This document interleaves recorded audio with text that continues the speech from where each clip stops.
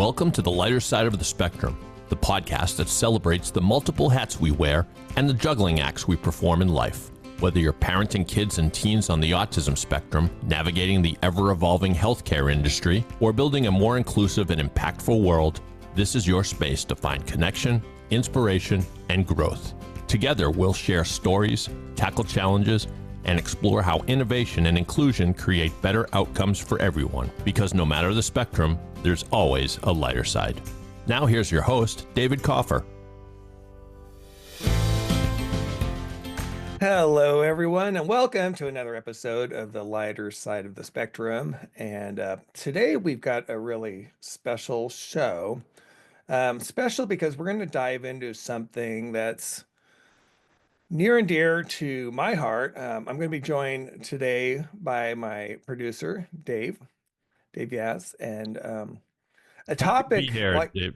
yeah. Don't I get a little fanfare? Oh, wait, I'm the good. producer. I can get. Yeah, come on. Okay, there we go. Okay. There you go. There you go. Happy. You could have done more than that. I mean, that was that. Well, you know, I could. Oh, wait, here we go. Fanfare. We want fanfare. There. All right. Yeah.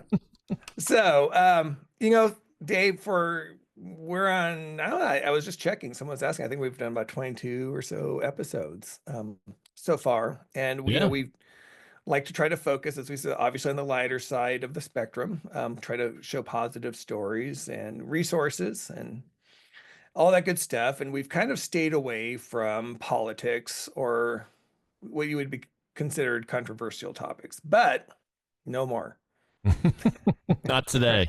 Not today. Our hands have been forced. Exactly. That's a good way of putting it. And what we're talking about is that on April 16th, kind of the autism world blew up when RFK Jr. had a press conference. Now Secretary of Health and Human Services, RFK Jr. might add, talking about autism and announcing that they were going to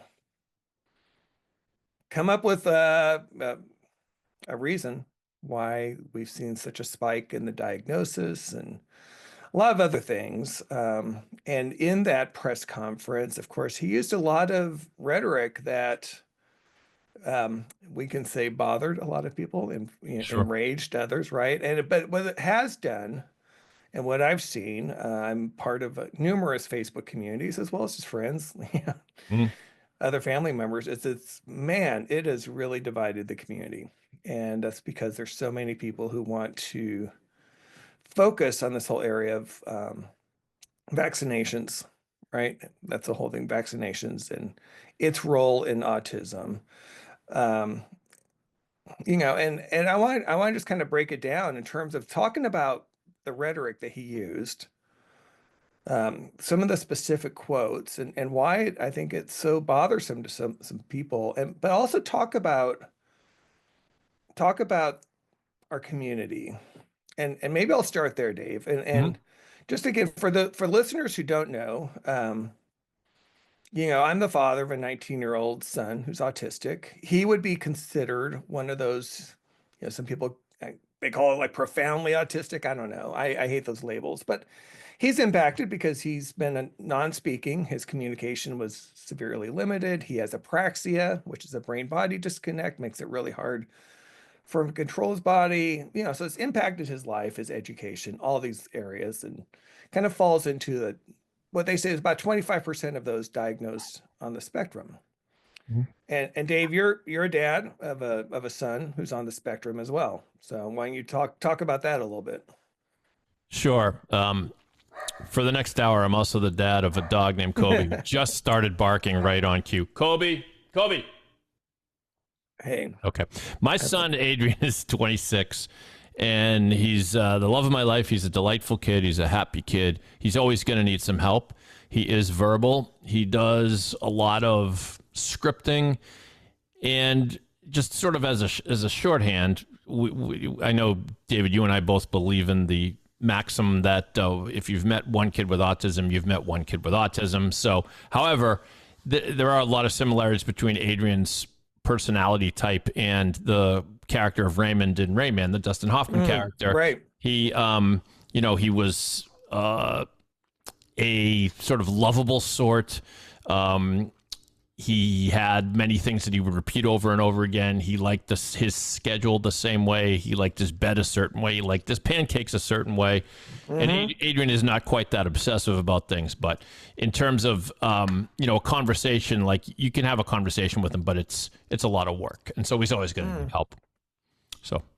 Yeah, which is interesting. Like I said, obviously they're all different. Stone, as we've discovered, is very conversational. He just requires assistance. He just requires a keyboard now, for the most part, me holding the keyboard and him typing, or a letterboard. And, he can talk up a storm and write up a storm. He is incredibly talented in all those ways. And, I think that's one of the reasons that so many people were bothered, is that the picture that RFK Jr. painted, I think, with that press conference, and even in subsequent comments, was just so broad and just so dark, and let me just read, I pulled some of these direct quotes. Okay. Now, some of these have been restated ad nauseum because they were just so, I think, kind of outrageous. But, the first is, autism destroys families. And more importantly, it destroys our greatest resource, which is our children. These are children who should not be suffering like this. Yeah. And so that's he got it wrong on all fronts. And as I reread his comments, I don't want to say he had good intentions, but he I think in his head he thinks he's doing the right thing. But I've heard people say this before. Like, if someone is like, once in a while you'll have like a celebrity speaker at an autism gala. And I remember one, I won't mention who it was because I want to embarrass him, but he was misinformed, and he said, we need to do everything we can to stop this terrible affliction. And, if someone had schooled him up a little bit, it'd be like, you know what, that's not really the way to. Yes, we would all love if all of a sudden our sons didn't have autism anymore and they were completely typical kids. Sure, we would love that. But it's not an affliction. It is something that causes, it's not a disease. It's not a disease. And which is another quote of his. He calls it a preventable disease. Right. And to that, I'm glad you said that, Dave, to that point, because that's one of the areas, again, we talk about this divided community we see. And those who are defending him, I've seen that argument that, he has really good intentions, and at least he's shining a light on this this topic where no one else did before. And my comeback is like, maybe he has good intentions, but if he does, shouldn't he be here's two things. Shouldn't he be better informed about this? And he is. Okay, so I'm going to jump ahead a little bit because, like I said, there's a lot of influencers, a lot of people in this community, one of whom I owe a debt of gratitude to. His name's J.B. Hanley. He's the author of the book Underestimated, where he talks about his son, Jamie, who's also a non-speaker, and really kind of promotes their journey to spelling and how it changed their lives. And, he's getting the word out and was really instrumental in gaining momentum for the spelling community. And if it wasn't for that book, I don't know where we'd be, in terms of Stone and the progress he's made and all that. And so he's been a very important, influential figure in our community who I respect for that. But he's buddies with RFK Jr. He's written about it, and he's one of those, again, who's a defender, who kind of said in his blog post, kind of like, yeah, he kind of got it wrong, but this is what he meant. He meant the 25% like his son Jamie, and like by extension Stone and a lot of the non-speakers. That's who he really meant. To which I would say, well, why didn't he say that? Why didn't he say like it's the 25%? If when you have that kind of a platform, that's a huge responsibility, right? Yeah. If you're gonna talk intelligently about something, explore the community. It's not like there aren't resources out there. There are tons of them, and awareness in autism over the last 20 years. one of the nice things, it has grown exponentially. And it's like people who, I remember when Adrian was growing up, and for a spell, he was integrated into a typical classroom, spent some time there. And I just remember the other parents telling me about their kids' experiences with Adrian, real experiences they had with him. And so they learned something about autism, that autism is not this, horrible, dark thing that we shouldn't talk about, but also you kind of know, well, he needs help doing this and he needs help doing that. And the awareness is wonderful. But then we've got RFK Jr. who says autism is a preventable disease. It's not a disease and it's not preventable. It's I mean, I hope it's preventable one day, but I mean, he's just throwing stuff against the wall. It's very frustrating. A couple of other quotes. I won't read them all because I don't like spend all of our time on that, because I want to get into some of the other layers that we were talking about. But again, that were inflammatory, and some people have talked about kind of eugenic in a way. So these are kids who will never pay taxes, they'll never hold a job, they'll never play baseball. And I'm not the first to point this out again, that it really demeans them. It's like, again, placing value, your value as an individual is entirely dependent on if you can pay taxes or play baseball or anything like that, which is just, it's offensive at the least. Yeah. Again, if you want to bend over backwards and give him the benefit of the doubt, what he's trying to say is this is a thing that hamstrings a lot of families and affects a lot of families, and let's see what we can do to prevent it. But I don't know where you get they'll never pay taxes. That's sort of cold and dark. It's like we gotta figure out a way to have more people pay taxes. That's the main reason why we should try to get rid of autism. I mean, what is going on? Yeah, and of course, you and I both know that scores, thousands, maybe hundreds of thousands of people on the autism spectrum indeed pay taxes. They sure do. Oh, there's yeah. I'll get into that in a second. Just the only other quote I guess I'll pull out here is sure. Just they'll never write a poem, they'll never go out on a date. Many of them will never use a toilet unassisted. Now, again, there are definitely those who are, again, severely impacted by some of the effects that are associated with autism. And I think this is a good time to talk about that too, is that the umbrella term autism is so broad now, right? That you do have people who are diagnosed on the spectrum who used to be considered, they would have been diagnosed with Asperger's, for example. Yep. Mm-hmm. Right. And that was changed. I can't remember how many years ago, right? They changed the DSM, I think they call it, but basically the diagnosis, and they broadened it to include Asperger's. And so there's a lot of people who, again, someone who's neurotypical may meet, would just think of them as being maybe quirky, or right. something like that, right? A little bit. Somebody will say he's a little bit off. He's a little bit off, a little different. Yeah. A little OCD, whatever. I mean, those types of things. Mm-hmm. Now, again, that's someone who's very different from someone who has apraxia, like we're talking about, like with Stone, and a lot of these kids who have the brain-body disconnect. As a matter of fact, so I talked to Stone about this. I played the press conference for him. Mm. And he said, he told me, he's like, he says, I don't mind the autism, I hate the apraxia. Interesting, right? Because that's really, like, when you think about, for him, the biggest challenge, it's controlling the body. That's what's prevented him from communicating, being able to have the motor skills to speak. Mm-hmm. that we're working on now. So it's not the autism that creates the apraxia, because again, their apraxia comes in other forms. Mm-hmm. It's common. Again, there's a lot of kids who do have apraxia, and there are some who think that maybe that's the part that perhaps is triggered by environmental factors. Now, which we'll entertain as a possibility, right? I mean, I thought the one thing that RFK Jr. said in this, and David, thank you for assembling the lists of the lowlights of his comments, but he says one of the things we need to move away is, in shorthand, he said move away from the idea that the spike in autism has been simply historical underdiagnosis.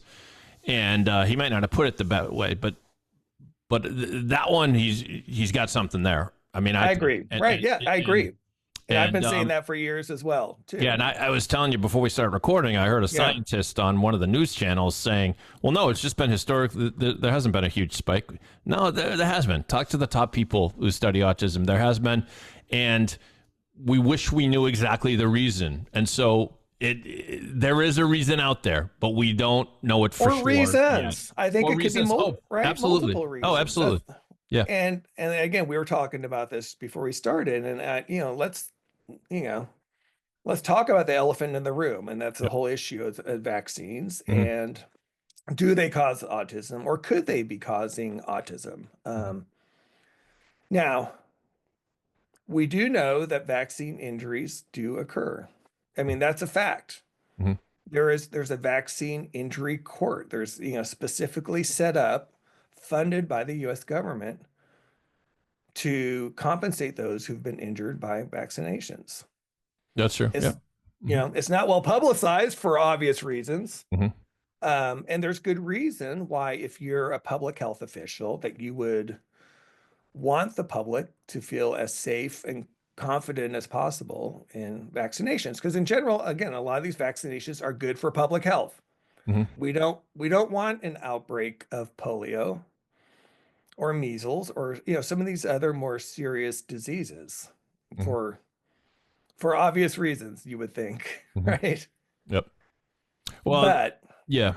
I mean, do you want to finish the thought before? Well, yeah, let me finish this thought. So here's what I've seen. Again, this is 16, 17 years into this, right? Again, when Stone was diagnosed, and the profound challenges that come with raising a child who's a non-speaking, apraxic, as I learned all these things, it was hard. And when I would look into it, I wanted to, like so many others, I wanted to know how could this happen? Like, especially, again, it was so interesting given that Stone has a twin brother.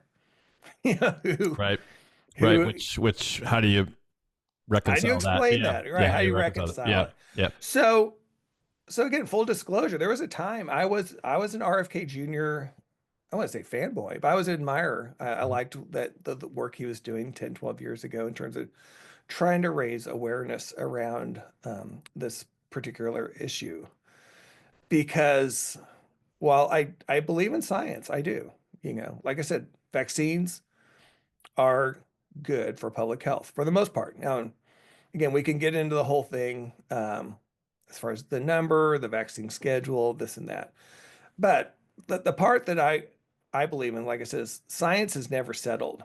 And I think what's happened is, especially again, the last 10 years, is you've seen this calcification of, if you even ask questions about vaccine injuries, again, which we know happen, it's very easy to be labeled anti-vaxxer.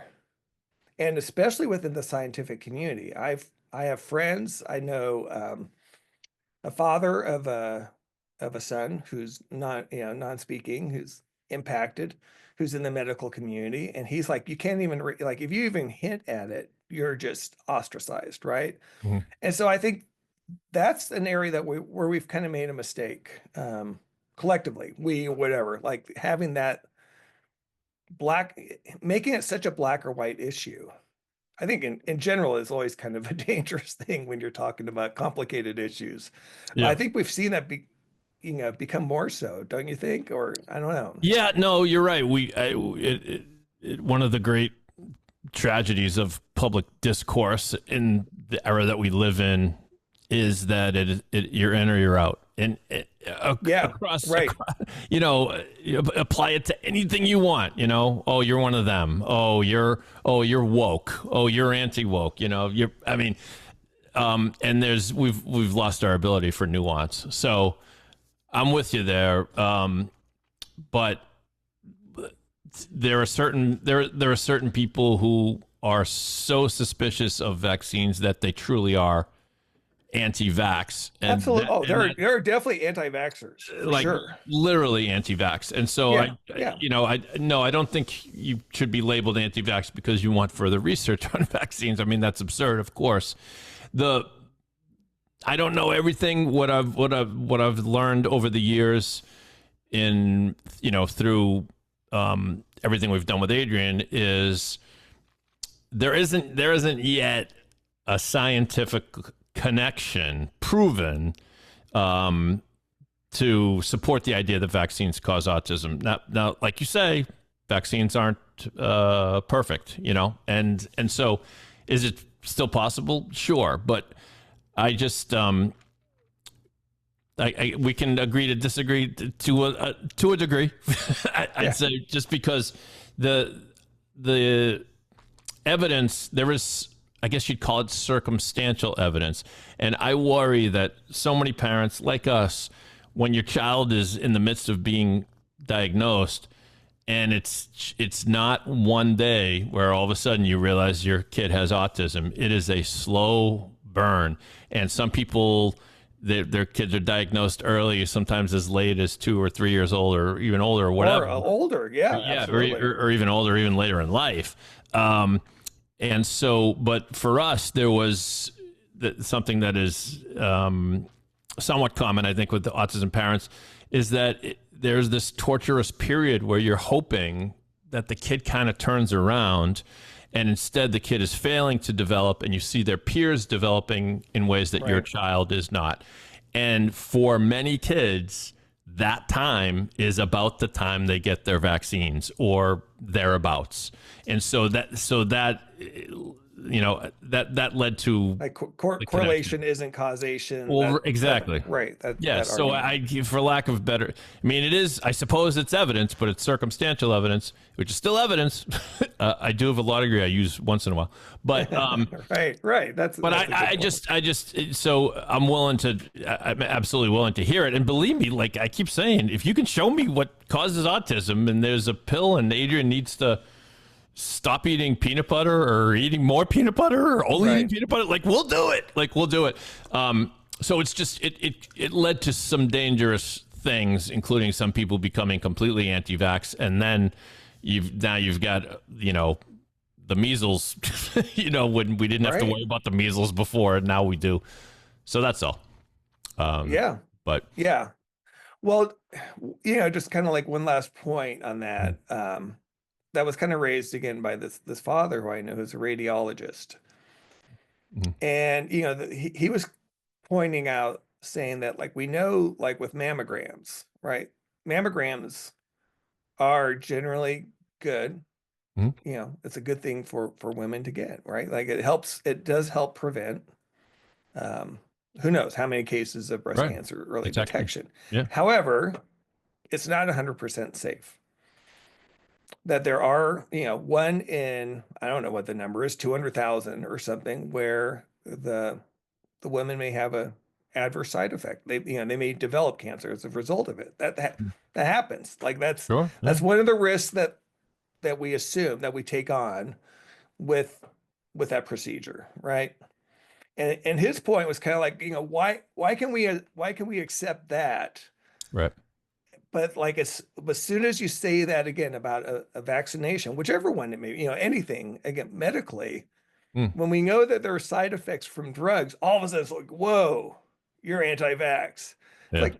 No, just, you know what I mean? There's just kind of a disconnect there that I think, like I said, collectively, we just have to kind of get over that. We have to, and there's not going to be a smoking gun, because again, first of all, let's get back to what is autism? Yeah.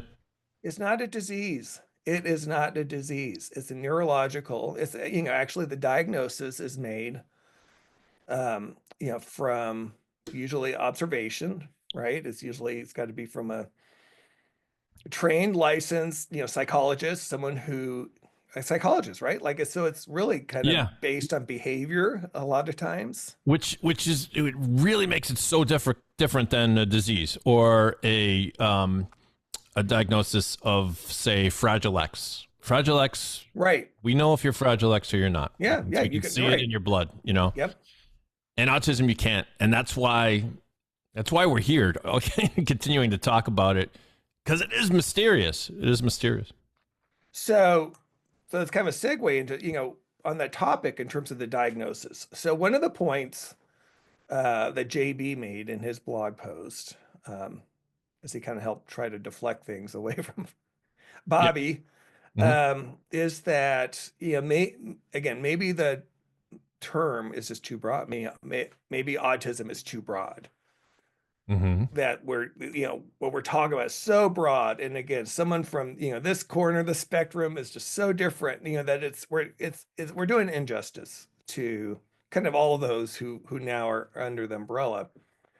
And someone else who kind of talks about that is Dr. Elizabeth Torres, and she is a very well respected neuroscientist from Rutgers who's done numerous studies in the field of autism, and she's talking about the broken diagnostic pipeline in autism, and did a study a couple of years ago. So she's kind of come out and kind of said, look, part of the problem is this, that like it's the diagnosis process is broken because it's not really codified. It's not actually that scientific, believe it or not. It's based on behavioral symptoms. And, that could be problematic because, again, you could have kids who have quote unquote behaviors who could also be diagnosed on the spectrum, who may not be necessarily autistic. But again, it creates false positives. So teaser alert, she's going to be a future guest. Oh, good. I'm in contact with her. She's going to be a guest on the podcast. So I'm super excited about that because I think she can bring a lot to the table to talking about this, the subject. But it's kind of interesting because then you kind of ask the question, well, why is that? So why would there be an increase in the number of diagnoses? What else have we seen a growth in, Dave, in terms of autism? And that would be kind of, there's like a whole industry, right? That's sprung up around. You mean in the treatment of autism, in therapies and? Yeah, I'm using air quote treatment. Yeah. Well, so things like ABA therapy. Oh, of course. Right? Yeah. Huge. That's exploded. Right? It's absolutely exploded. Yeah. Over the years. ABA therapy. We for a while did what was called floor time. Floor time's great. Yeah. I mean, it's kind of pretty simple, but yeah, no, absolutely. But are you getting at the fact that that this is that are you suggesting some kind of conspiracy here? Not necessarily conspiracy, but more. I think there are business interests that benefit from having more kids diagnosed on the spectrum. Oh, I see. Because again, soon as your kid's diagnosed and diagnosed, what are the depending on their situation, you're usually shuttled into or recommended to get into ABA or speech therapy. Right? Well, especially if you're non-speaking. And now we know, like with non-speakers, like you've heard me talk about Stone was in speech therapy for God knows how many years, 12 years. And it doesn't work because it doesn't address the motor issue. But how many hours after hours were billed with, seemingly no progress? But well, yeah, we've talked about, it was a similar phenomenon we talked about when the spelling methods that have unlocked so much in Stone are shunned by the organization of therapists. You great can example. maybe ASHA, yeah, right. ASHA. Yeah, exactly. And it's impossible not to smell her out there. They have interests, probably financial interests, in steering people away from that. Yeah. And I mean, these are multi-billion-dollar industries. yeah, That's a fact. Like, again, this isn't a conspiracy. Um, all one has to do is look at the growth of the ABA and speech therapy industries over the correlating years with these diagnoses, and yeah, it's it shouldn't be surprising to us because it happens in so many other corners of the healthcare industry too, right? true. That's It's true. big pharma, and it's the tail wagging the dog. It's trying to steer people towards something for completely the wrong reasons. Right. Right. Yeah. And obviously that's a whole nother conversation, right? Just Well, the right, whole I know, but our healthcare, no, which is, but it's relevant to this, right? Because yeah, what you're seeing are things, like you said, therapies that we're seeing actually work that are trying to be discredited, like you said, spelling to communicate. And now, you and I haven't talked a lot about this, but we have mentioned it a little bit. The brain enhancement therapy that Stone has started to undergo Mhm. the last 2 months. Again, very much under the radar in terms of the community, in terms of the public at large, understanding like this is something that's available, because these are generally, again, it's not mainstream. It's kind of considered alternative health, which, people will say, oh, that's just kind of woo-woo stuff. Mm. But it's working. Mhm. And so you have a bunch of, like I said, I see a lot of parallels between kind of the spelling and RPM and that world of what we're seeing, and kind of also with the brain enhancement and similar, basically independent practices. They're not owned by big corporations, Mhm. or, leverage buyout firms who, see cash cows there, at least, not yet. Right, right. Right. But we're seeing that. So, to kind of pivot back to RFK Jr. and this whole controversy, one of the other things that really bothered me is, again, the focus on, we're just going to identify the cause of it. That's all we're going to focus on the cause, and we're going to, like you said, stop this disease, sort of a thing. But what was lacking at all was any kind of support for existing families, those Mhm. impacted today. And, on top of that, Dave, I mean, what we're seeing is, he's part of an administration that is absolutely putting services, into the meat grinder.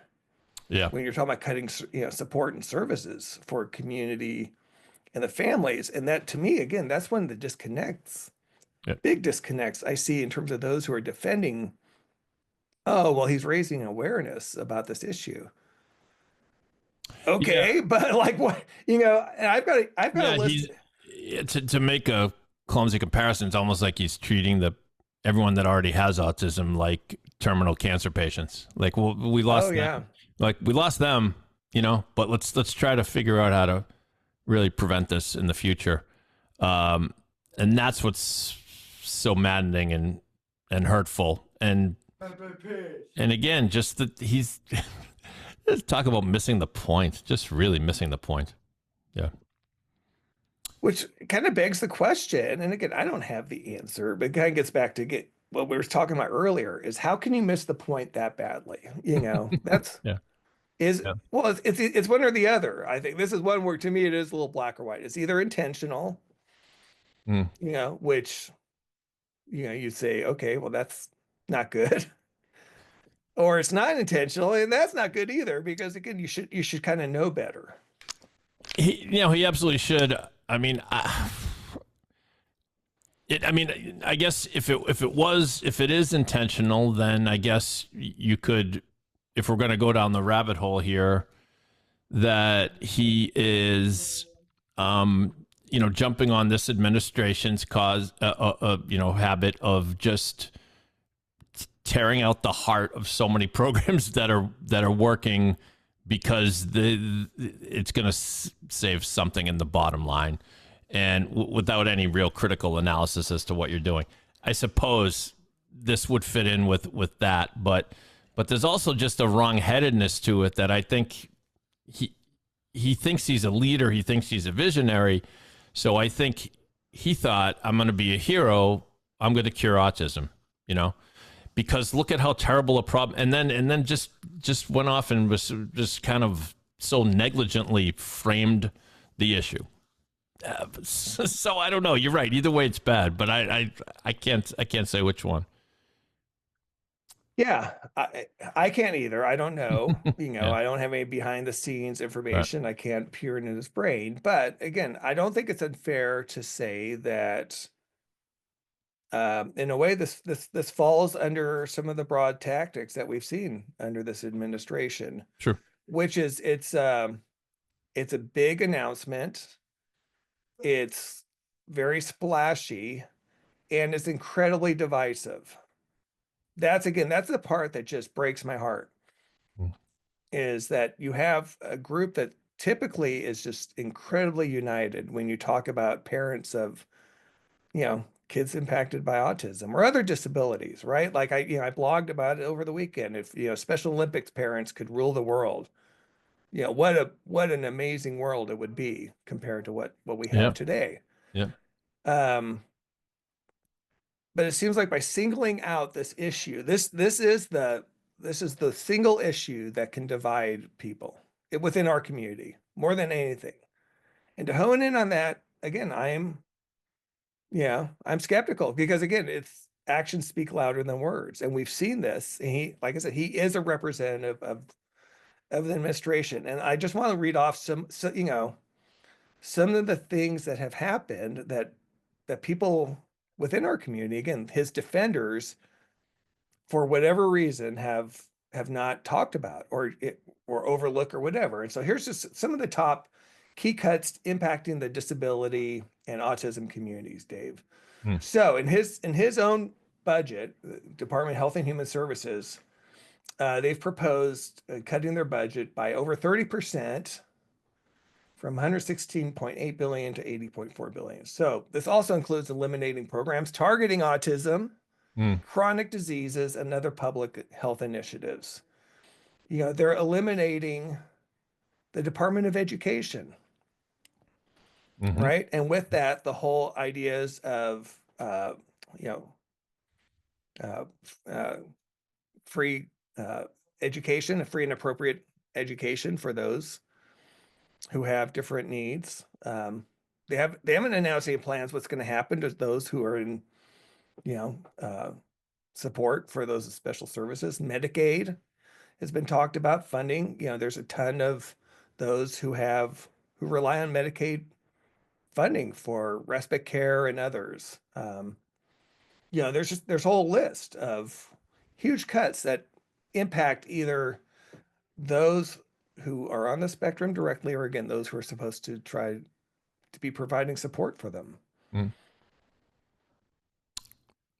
Agreed. And it's just, it's also keeping with this administration that they charge forward, even when the facts fly in their face, they deflect and they provide alternative facts, and they double down. And so far, RFK Jr. has doubled down on this. He hasn't doubled down on it. Yeah. So I'm one of those who also believes like you don't complain about something unless you have a solution. But some of those solutions are pretty obvious, right? I mean, let's get some support. Let's, put your money where your mouth is. Let's, show support for communication access. Whether it's AAC, spelling to communicate, these things that we were talking about.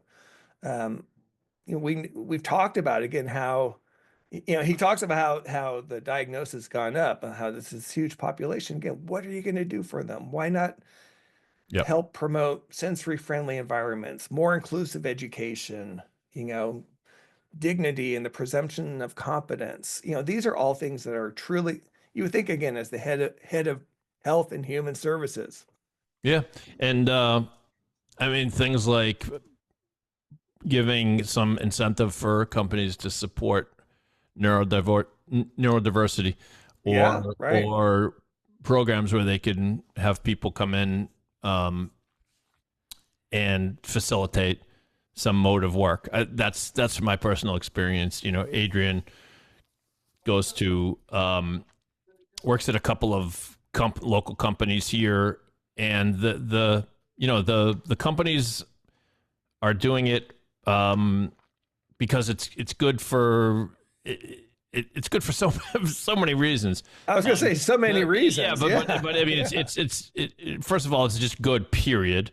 But a lot of companies who have done this have reported that when people who to bring that neurodiverse who are on the spectrum, or maybe people with other challenges, it boosts the company as a whole. I heard a talk once from Randy Lewis, who is a former CEO of Walgreens, and just told wonderful stories about how people with special needs had been celebrated at Walgreens, and he couldn't imagine life without them. And so that's a small another small example of things that you can do. Yeah, it's a great example because, again, we know from our life experience, there is so much joy. There's so much positive from having that neurodiverse relationship, exposure, everything that comes with it. It's, there's challenges. I mean, I look back and sure, it's tough. I mean, but parenting's tough already, and I had a ton of challenges with his twin brother too, I mean, they're different. But the rewards are amazing. They're amazing, and those are the moments where you and I, it's not every day, but we get moments that those typical parents of typical kids just will never get. But we haven't even mentioned the fact that Stone's brain works in different ways, but amazing ways. Just some of the things that you've unlocked. Mind blowing. Yeah, mind-blowing. And Adrian has a few of those too. And so I think that's on point here, because it's not this deathly affliction. It's not this death sentence. It's not a death sentence in any way. And it's maybe one of the reasons why we can't pinpoint in somebody's blood whether they have autism or not is because, in a manner of speaking, there's nothing wrong with them. It's just their brain works in a way that is so different from the rest of us here in society. One of my wild and crazy theories is that this may be the beginning of evolution, of brains evolving a different way that right now might have trouble, in our typical society here, but down the road, their brains are doing things that we can't do. And good things, amazing things. Yeah. I think there's something to that. We had talked about that, when we kind of first met, kind of sharing stories, and it wasn't necessarily a theory I was familiar with, and it was interesting, but it is funny how since we've had that discussion, I've come across others, others both who also work in the industry. Stone's occupational therapist, and she's worked 25 years with kids, and it's just absolutely committed to it. She absolutely 100% believes that, and she's just totally mesmerized with Stone, especially since he's been able to communicate. Half of our time we do the floor time, she does kind of floor time OT, and half the time she just loves asking him questions. What about this, what about that, and it's amazing. And like I said, we wouldn't be able to do that, obviously, if we hadn't discovered the means to communicate. There's one other kind of final point, kind of help kind of two things. Mm-hmm. I want to debunk one thing that's flying around, one of his other statements about destroying families. And talking about how so many people have repeated this, like there's an 80% divorce rate among families with kids with autism. That's bullshit. Yeah. I've done research, extensive. There's no documented research that backs that up. As a matter of fact, again, what research I've seen has shown that it's actually pretty darn similar. Again, I'm sure it is. I happen to be divorced, but my wife and I were married for 23 years, Right. and we remain really dedicated partners in parenting Adrian. All of which is to say is, if anything, he kept us together and continues to keep us together to some degree. Yeah. Yeah. Yeah. Yeah. And so I just, again, I hate that that's kind of being weaponized in that way, right? Again, just to underscore again that this is like a disease. Um, but what I was going to say is kind of getting back to like why this has become such a firestorm and so divisive. And again, to me, one of the big takeaways is that, you know, in addition to us as a society and becoming so hardened in our positions, there also has been a part, you know, you could say whatever, the authorities, the government, whoever you want to claim, the higher ups in general, while there has been a broader awareness around autism, I think that there has been a lack of true understanding in the form of support, like real support, you know, really helping this 25% we were talking about, who, you know, some of them who have these really challenging situations, you know, who do need support, who need aid, who need help in their schools. You know, they deserve all the rights as anyone else, but it's just, it takes that much more work. And I think for so long, there's been this subgroup, you know, again, which I've been part of. It's been kind of like, is the government going to help? Is the federal government going to help this group? Because this sucks. This is really hard. Mm-hmm. And you know, whether you want to say it was been ignored or just not heard, whatever it is, they feel heard now. A lot of these people, that's again the mess. Getting back to the message. Well, he's bringing this out to the masses, Mm. and I hope that you know, I hope we learn from that. You know that you shouldn't ignore. This is a big population, and there's the big need, and you know, it's more than just saying, "Oh, autism awareness." You know, isn't that great?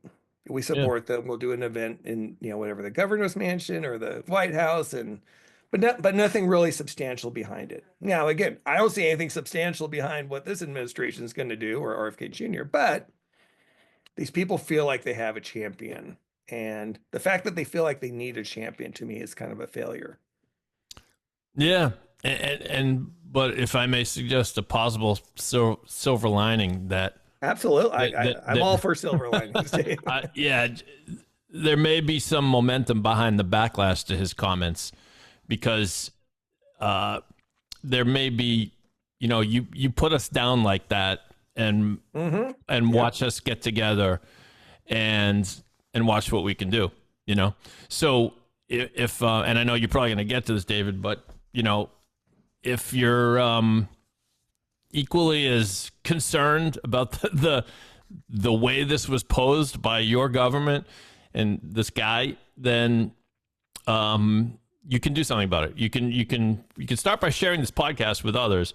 Yeah. But to support, you know, genuine programs that are in communities that are helping people that are on the spectrum, and some of the other things that we've talked about, and keep that alive, you know, because maybe this, it's to me, I always say when autism is in the headlines, almost always it's a good thing, because you know, 30 years ago people weren't talking about it at all. It was very misunderstood and under wraps, and let's keep talking about it.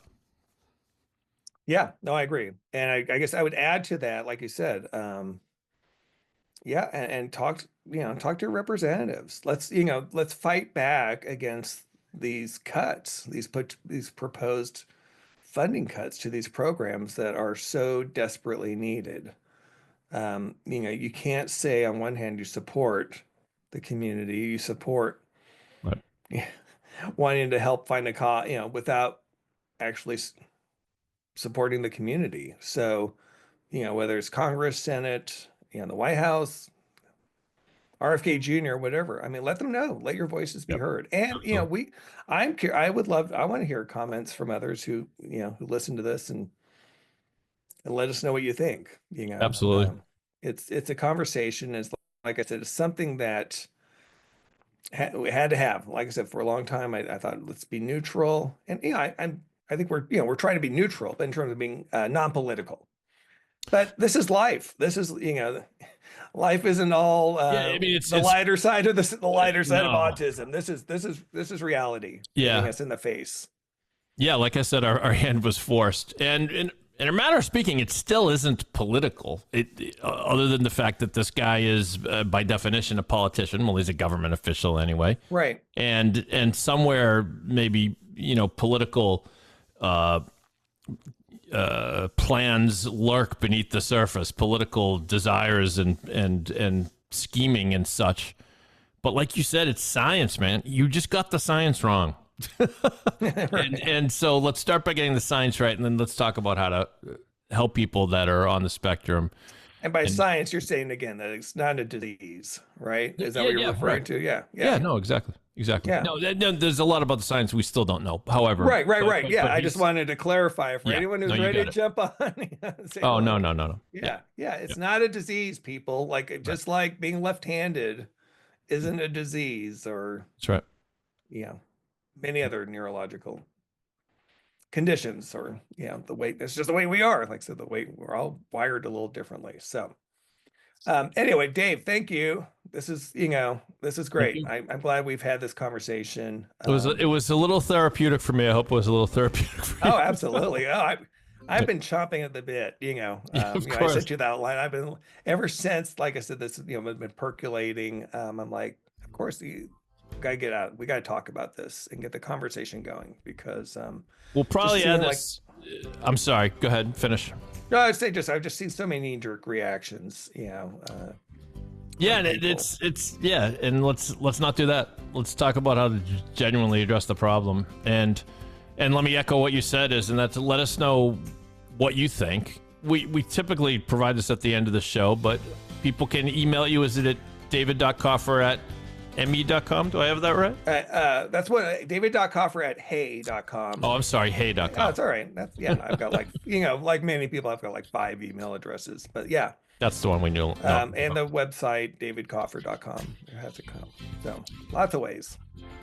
So we will return to the lighter side of the spectrum in the next episode, maybe. But we thank you for listening, and tremendous job, David, for bringing this to the forefront. And I applaud you for your restraint and not throwing too many bombs today. Yeah, well, thank you. All right, we'll catch you everyone next time. Good day.